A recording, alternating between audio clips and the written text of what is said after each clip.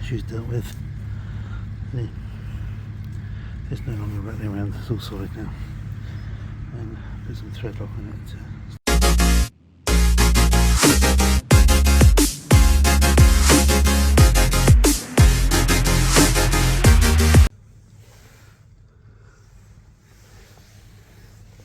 Doesn't shut properly.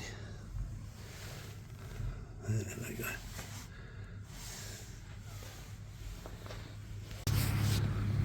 Right, loose. Where has not been serviced? Where on the jaw? It's all come loose. I've got to tighten that all up. The issues dealt with. See, it's no longer rattling around, it's all solid now.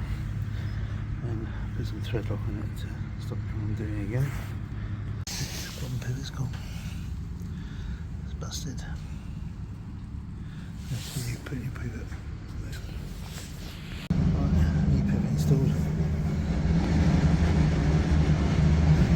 Clean down. Thread lock. Pulls it down. Pulls it up to the stop.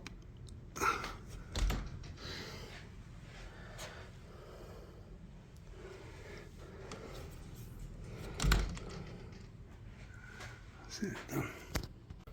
Right. After door service.